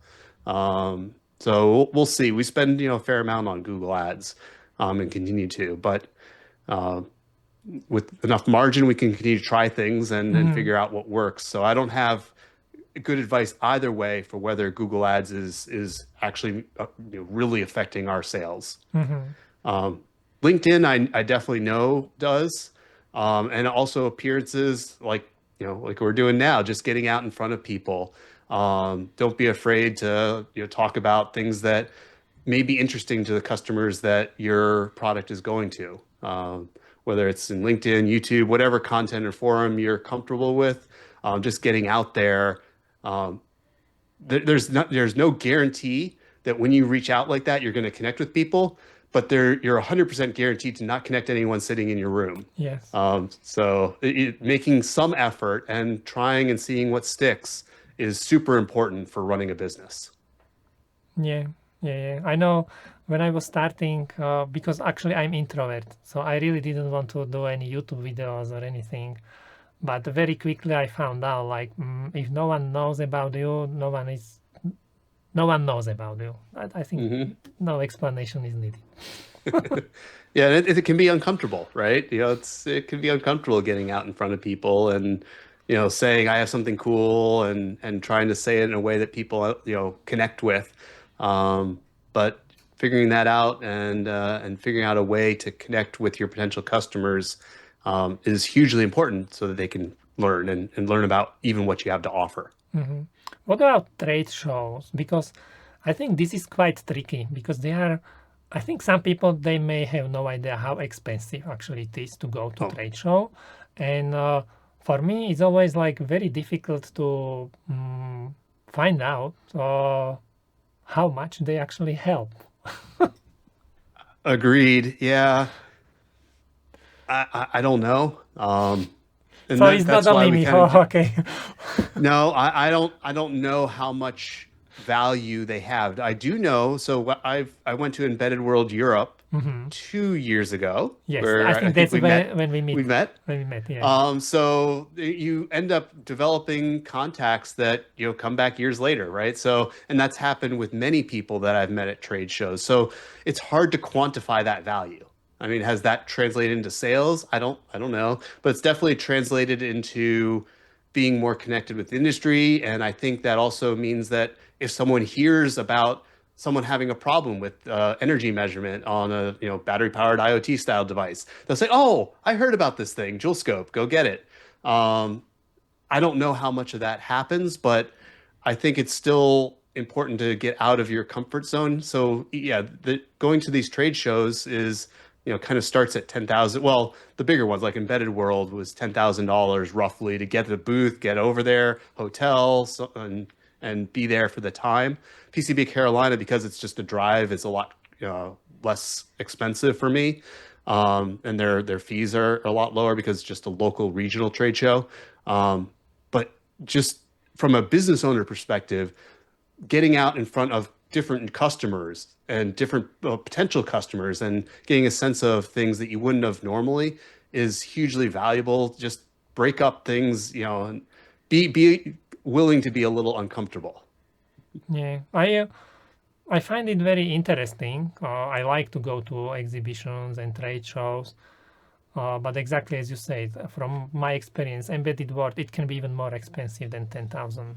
But Hmm. if you go to smaller trade show, there are also less people. If you go to big Hmm. ones like embedded world, there are many people. So it's like you can pay less, $2,000 for local or $10,000 for the big one, but it's very difficult. And then people forget that you actually have to pay all the travel expenses, hotels, exactly meals. And if it's only you, okay, but if you have to go with your employees, it's more and more and more expensive. Yeah, so I've been lucky enough to get other people to contribute to the booth over time. hmm So I've done like a partnership thing because, me just covering the booth for 3 days is not something I would look forward Same to. for me. Usually I go Yeah. with friend of mine and we share one booth. It's much better Hmm. than renting all Definitely. just by our company. Okay, what is the next one? So sales, so for us, this is our sales channels. So we hmm kind of touched on this. We have the Joulescope store, we have distributors worldwide. One thing, customer outreach. So just connecting, writing an email saying how things been going with your Joulescope. There are some customers that have reached out to me, and you know, I've helped them getting just sending an email back. Is there anything that you need? And I was doing this for a while. I hired a sales guy before supply chain shortages in the JS110 era. And that was the number one thing that generated more sales. Just saying, "Hey, how's it going?" Um, it's crazy. So I need to get back to doing that, something that I know works and that I just have not been doing as much as I really should. So when you're running a business, you're stretched in lots of ways.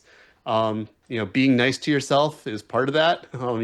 It's really easy to get down about things that you're not doing because there are so many things that need to get done and only you are doing them. So be nice to yourself, but also try to focus on the things that generate success. It's Yeah, my tips. yeah, I agree. That's why I had to hire a assistant to help me with emails because there was time when I was doing nothing else, just answering emails. Yep. But when I see this, like distribution in America, Europe, India, China, we didn't talk about this, but there are actually can be big differences and requirements in different countries, and it may be difficult. Sometimes people may think, oh, when someone from US or Europe order my product, they just send it to me and that's it. Not so easy, correct? Sometimes there's some countries that are super easy to ship to from the US. So shipping to Canada, shipping to the EU, most things just go through without an issue because we have all the proper, certifications, documentation, everything just But goes right through. yeah, you have all this stuff, but if you don't know, you need also other stuff, then it's more complicated. Yeah, but other countries are much more challenging. So like India is a difficult one to import into. They just have lots of questions on import duties and such, just getting it through. A lot of the South American countries, they have high duty rates, and because of that, there's a lot more questioning that goes on. China, we now have a distributor there, but before we did that, that was definitely more of a challenge. With the distributor, things have been awesome. So our distributors in India and China are definitely, helping those markets get Mm-hmm. Joulescopes in. The rest they could order from the Joulescope store, like North America and Europe. But our distributors provide extra value to our customers too. So some of them do on-site training or help with setting up Joulescopes, depending upon which distributor, that actually adds value to customers. Mm-hmm. But that's why they also need the cut from your profit. Yeah, I mean, but I'm happy. So if someone comes to me and says, "How would you like to buy jewel scopes?" and it's whatever way is most beneficial to you. I mean, if you have no choice and you want to buy from the jewel scope store, I get the distributor cut. So that's nice. But if the distributor is adding value, definitely order from them. Mm-hmm. Yeah, okay. Uh, Anything else about this slide? No.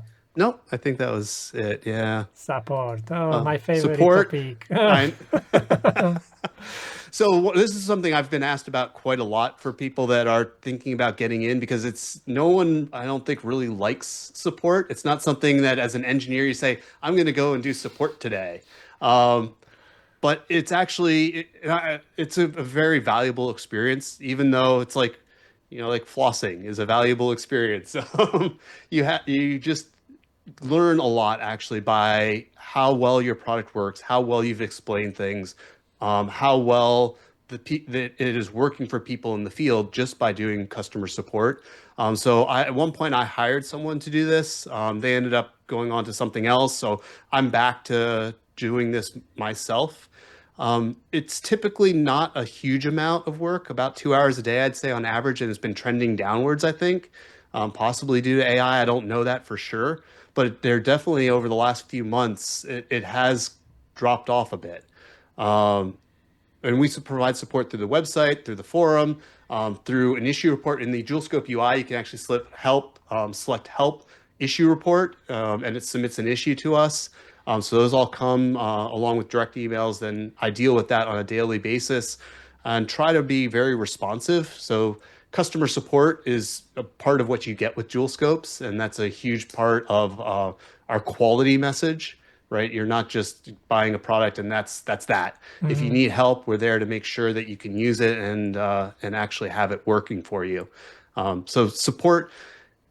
it is something you have to plan for. It's something that will happen if you put enough of a unit out there. If you sell one to someone that's a friend, you may not have any support. But if you put it out to the general population and allow anyone to buy, people will have questions that you have to plan on having time for. Yeah, yeah, I agree. And from my experience, actually, smaller companies they have better support because they value their customers. Really, comparing to like Google or Microsoft, or I'm not going to name the big companies, but this is my own real experience with these big companies. Like extremely hard to actually solve your problems. But smaller companies, we receive a lot of very positive feedback on our own support because many people they are surprised, like, oh, I've got my answer like within sometimes even within minutes, like, oh, that's amazing. Like when I contact Google, then I will never get my answer. Yep. I mean, if for some reason a Joulescope breaks, our goal is to get it replaced, that or the next day, if it really is a problem, and get you back up and running, certainly within that week, even globally. Within the US, it can be a lot faster. Yeah, So yeah. I try to always to have it at least within 24 hours, but we have two people doing support, uh, especially for these cases, so they can cover for each other. We don't have so many questions, but they can cover each other. That's what is the most important. Mhm. So actually, very often the answer will get much faster than within 24 hours. Yeah, and Uh, that's a challenge when you start selling products around the world. So Asia Pacific, is yeah, not as well supported as EU. And, EU is nice because people will email during the day. When I wake up, I just deal with everything. One of the first things I do every day. yeah, yeah. Okay, we are almost finished. We will Almost make there. it. We will make it. So we have a whole bunch of people using Joulescopes today all over the world, in different roles, but mostly hardware and software engineers, that are designing products. So anything battery powered. Um, so we have a lot of people that we continue to want to address going forward. I see a growing market for better test equipment. There's, traditional markets that have been around, but figuring out how to make things even easier to use, is something that Joulescopes really focus on, um, for a very specific thing. But bringing that ease of use to other applications, is very interesting to us. This is going towards the next slide. So our goal, right now is just get the JS320 out. That's our next generation product in June. It's going to be a great improvement on the JS220. If you have a JS220 already and you're happy with it, there's no need to upgrade right away. It's still going to function for you. For the JS220 is going to function for many years and be a great instrument. We're going to continue to support it. But the JS320, if you're especially you're measuring low currents, or like BLE style devices, which have a low maximum current, the JS320 is going to outperform the JS220. That's what we designed it for. We're going to be looking to expand actually our product portfolio going into 2027. So hope to have new announcements about that in a bit. To your patents, that is part of our growth advantage.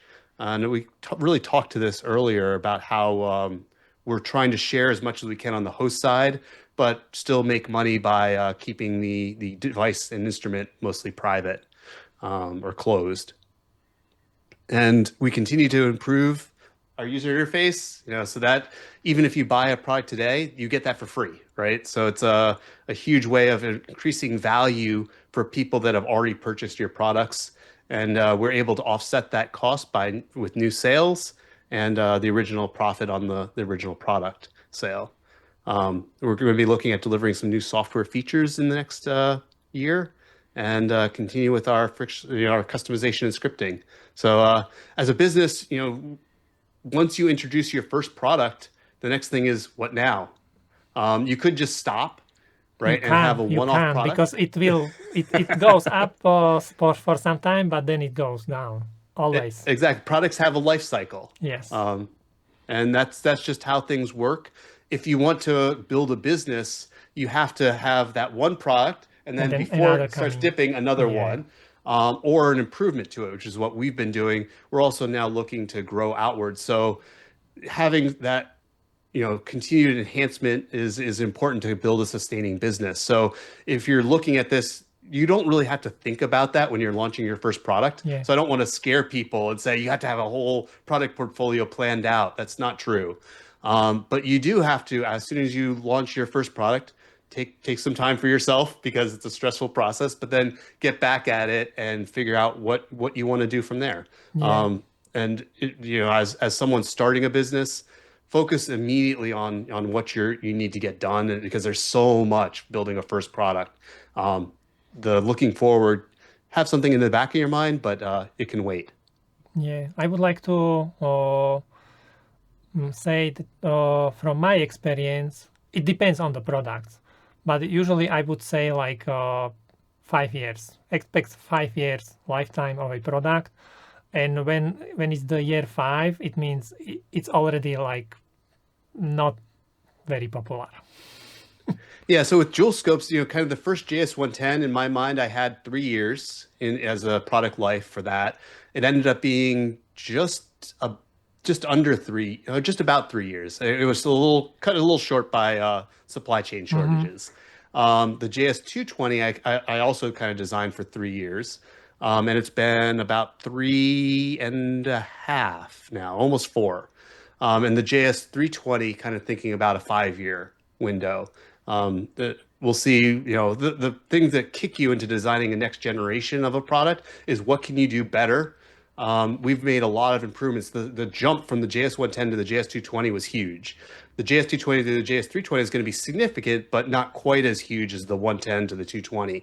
So at some point, I'll be able to see another major jump that we can make, and that's when we're going to redesign that product.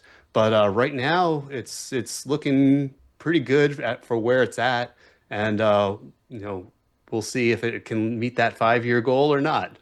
Yeah, but it was very important to mention this because sometimes people forget that the product will actually end its life, and it doesn't have to be 10 years or 20 years. It can be as short as 3 years maybe. Yeah. Yeah, and a So lot of products don't have that long of life. I mean, think of like a cell phone. You have a model every year now, and that's still been the pace. Well, some things that get deployed, in a nuclear power plant, for example. I actually saw a board when I was at PCB Carolina that's been being made since the 80s. So those are much different style yeah, yeah, yeah, products. yeah, yeah, yeah. Okay, and then now there is the last slide. I think this is Oh, yeah. how people can contact you. Yeah, definitely. So feel free to reach out if anyone has questions or would like to discuss more about your business or ideas you have. You can reach me at the email down at the very bottom, matt@joulescope.com. Also, find me on LinkedIn and GitHub here. If you have any questions specifically on Joulescope that you want to share publicly, the forum is a great place to go, and I monitor that in the same way that I monitor everything else. So you'll get a response. But the Joulescope JS320 is launching in June, late June. We're really excited. And if you have questions about that, again, feel free to reach out. And we can have a look. You have the setup on your table, so now we can Oh, yeah. show people what actually we were talking about for these, I don't know, 2 hours. Sure. Yeah. So I also have a few of the boards that we're talking about here. I'll move those off to the side. Yeah, just a quick look here. We have a setup with a demo. The Joulescope UI back here You is can you what's can share the running. screen of Oh, the second I computer. can. Let me do that. Stop share and then share the UI. Do you see it? Okay, yeah, perfect. Okay. So on here, what we're looking at is the current waveform over time, the voltage waveform over time, and this we have the power waveform over time. Mm-hmm. And we're looking at a little board right here that is wiggling some resistors just to give us a low current view. And it's varying between almost 0 microamps and 5 or 6 microamps up there.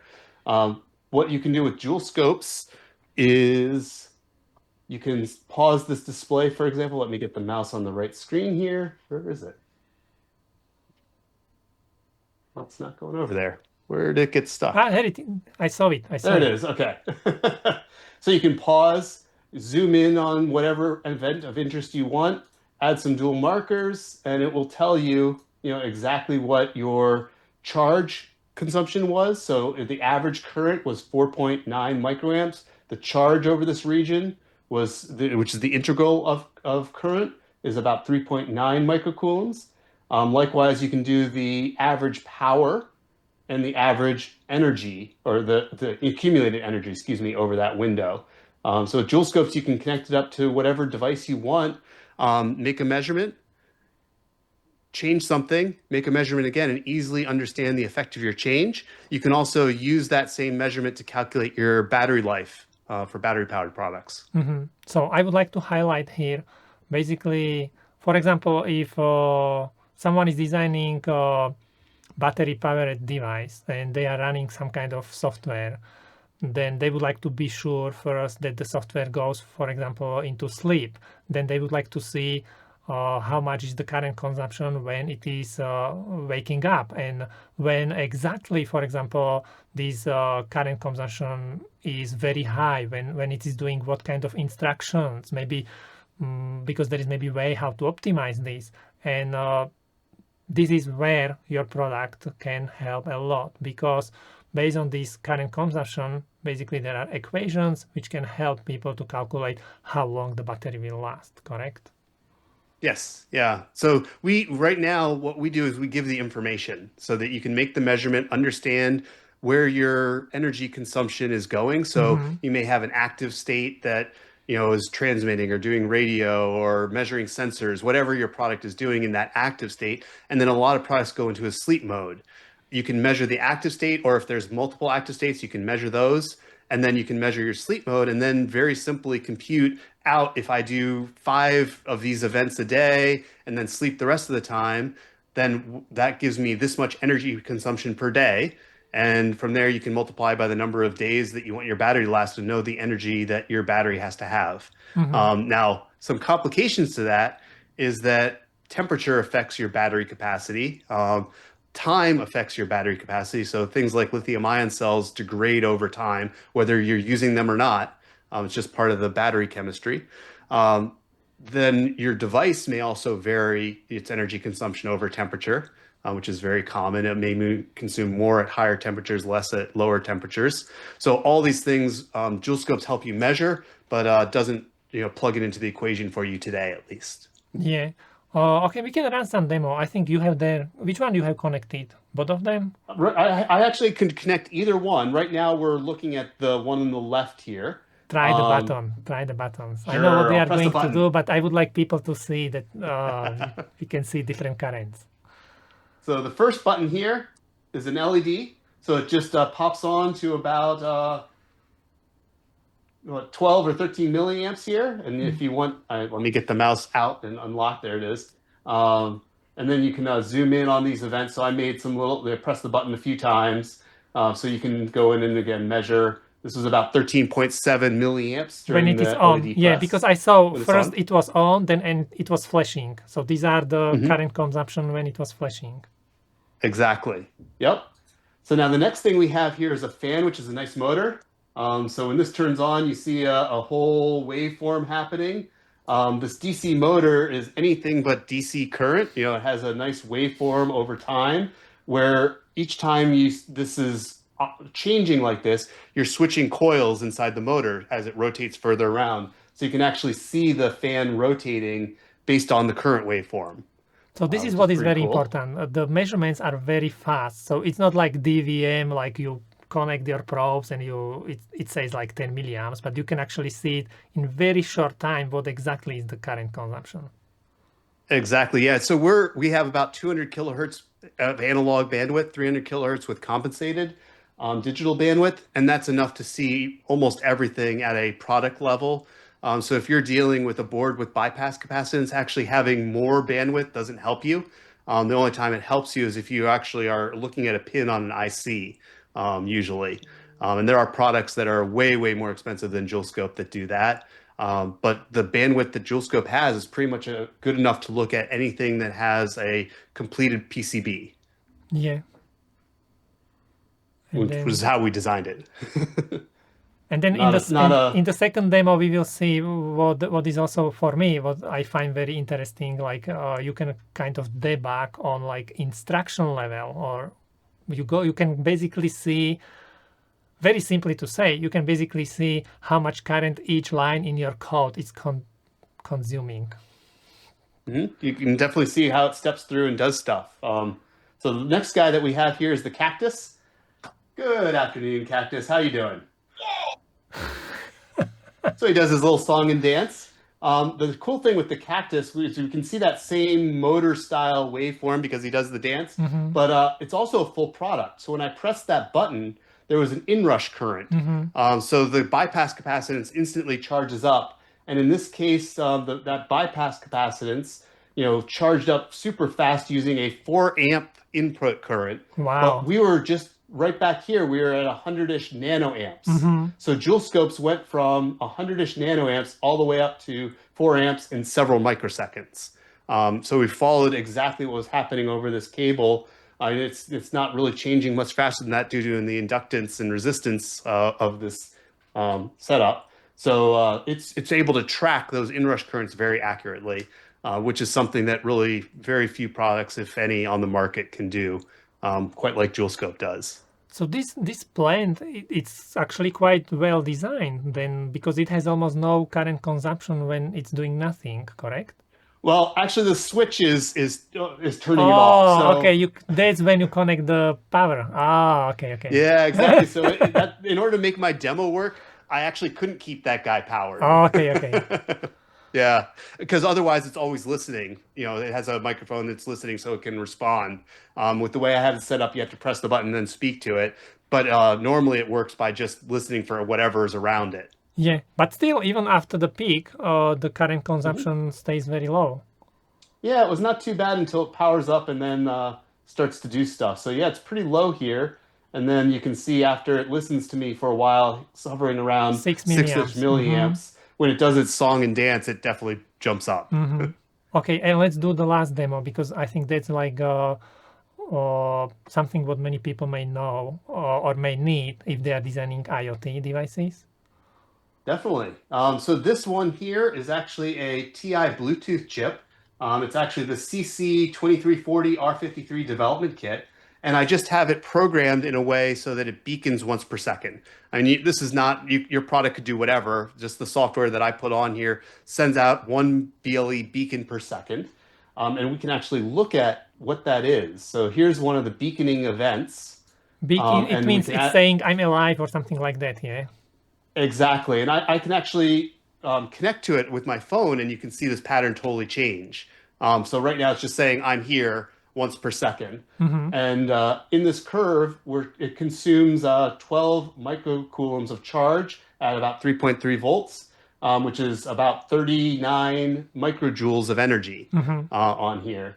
And like you were saying, you can kind of see the phases of what's going on here as it's waking up. Something looks like an RC charging up curve here. So it turns on something. Does something, and then likely starts the RF transmissions right in through here, and then finalizes and goes back to sleep. So I think this is what is really big value for people, not only hardware engineers, but also software engineers who are designing like very critical battery powered devices. For sure. I mean, if you're a software engineer and you want to optimize this turn-on time, for example, you can output a GPIO just to denote what your region of code of interest, and we can display that down below here. And then make a change and really instantly measure that and see the effect of your change. Oh, okay, perfect. I think we talk even about more what I wanted to talk about. Thank you so much. I found this very, very interesting. I always learn something new when I talk to interesting people. So thank you very much, Matt, for this. And thank you very much, Robert. That's all for this video. I hope it was helpful. If you would like to learn more about electronics and board design, check out our online courses. You will find everything important there, from basic board design up to advanced board design and high-speed PCB layout.